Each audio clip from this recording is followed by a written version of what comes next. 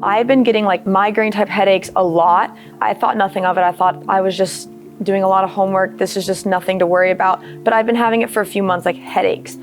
And then I had a really bad migraine type episode right before I went to Georgia for a softball camp in January. Went to an urgent care. They diagnosed her with a migraine. She was able to go to the camp that afternoon and do pitching at the camp. We came back here to Florida. A few days later, she did go to the emergency room here in Palm Coast.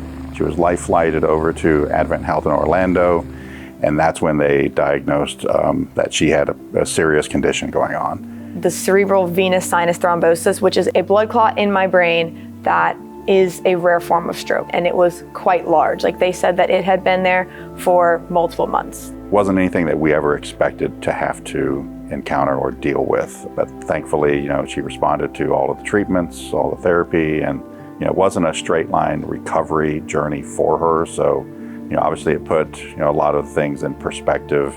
Originally, there were a few doctors saying, don't ever think about softball. A few other ones were saying, well, you'll have to see how you respond to treatment. It wasn't like a broken bone that you take 6 weeks off and it's gonna heal and it's gonna be fine. It was, okay, you'll see how it is in 3 months, then you'll see how it is in another 3 months. I kept getting my hopes up and I kept having disappointments. She never complained.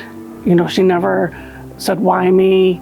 Certainly the things didn't go the way she wanted. Her missing a whole year of softball wasn't what she wanted, but she just knew, had some faith and things were going to work out for her. One of the things that I changed in my classroom because of Leah was how bright it was, because the light was something that really affected her and, made the headaches worse at times. But in terms of the academic, if Leah said, it's just not happening today, then we just try it again the next day, or we tried in half an hour. But she never used it as an excuse to not get the work done or to try to get out of the work. She still came to as many practices and games as she could, and she was super supportive and always talking the team up. And even last year when she was recovering, when she was in the dugout, she was absolutely the biggest cheerleader, the loudest person on the team. When I got cleared to play, I was not expecting it at all.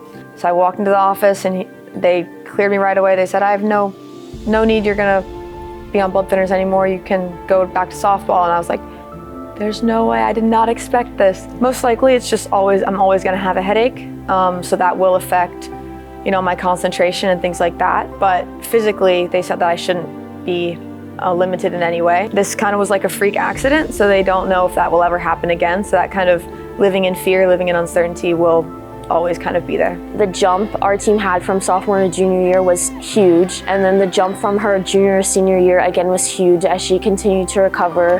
Being all-state recognition was amazing, coming back from not playing at all her sophomore year. She signed with Florida. In fact, she's going to be able to pursue both her academic and athletic career is just phenomenal. She wants to go into aerospace engineering. The calculus was a great step for her. She excelled in that. Really, it was AP Calculus is when I realized, okay, I really love math, because everyone was saying, I hate AP Calculus. AP Calculus is terrible. And I was like, it's actually kind of cool to me. People always are finding new theorems and new things, and math is always there to be found, and it's always like a certainty. Like no matter what way you do a problem, there's always a right answer. You can prove it a million different ways and it's always the same. And I love how certain that is.